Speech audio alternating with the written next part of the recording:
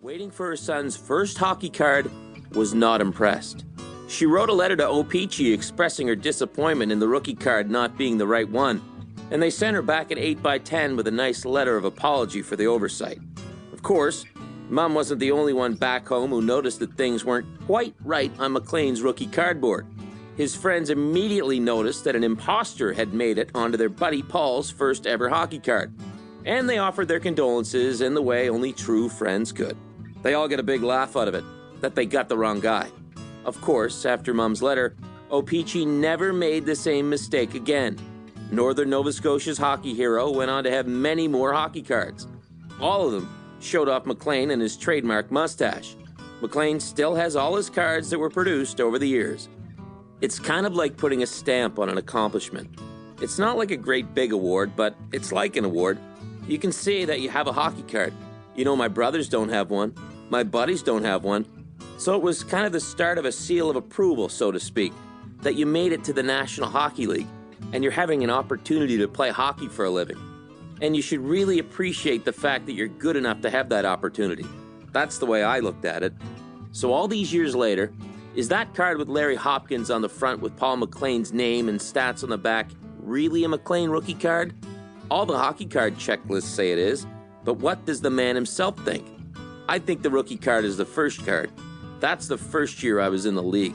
It might have been an error, but it has my name and my statistics on it, says McLean, who scored a more than respectable 324 goals and 673 points in 719 NHL games.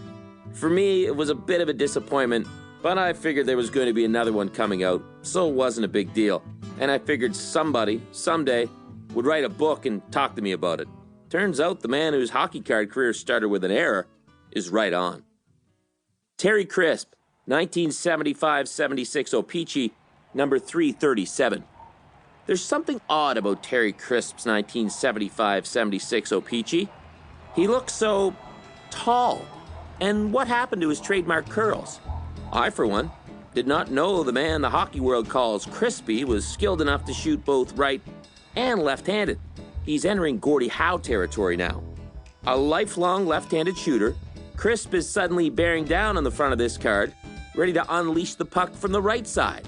Surely something isn't right, because that isn't Crisp who graces the front of his 75-76 O-Pee-Chee. Instead, it's the big bird, Don Saleski.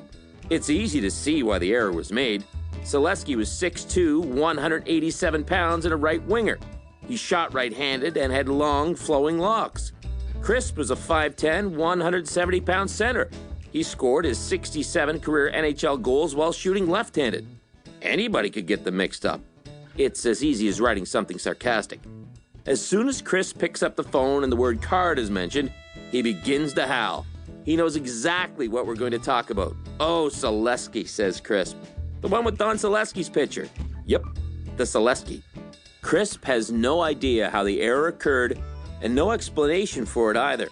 He and Saleski are the furthest thing from twins. No kidding, I'm good looking, howls the man who coached the Calgary Flames to their one and only Stanley Cup title in 1989. Tell the bird I said that. To this day, that old piece of cardboard still wreaks havoc. If you ever approach Crisp with the Saleski in hand, trust him. It's Saleski, regardless of what you may think. I used to go to signings all the time, says Crisp. Somebody would bring a card and they'd say, Mr. Crisp, would you sign my card? I'd say, sure. They'd give me that one and I'd say, you do know that's not me. That's Don Saleski. But fans can be tough to convince. After all, for years they've been looking at this card thinking it had to be Crisp on the front. They'd say, that's you? I'd say, really, it's not me. I don't think you want me to sign.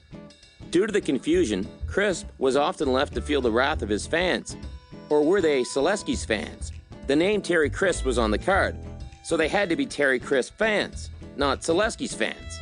But then again, it was Saleski's pitcher, so maybe they were Saleski fans.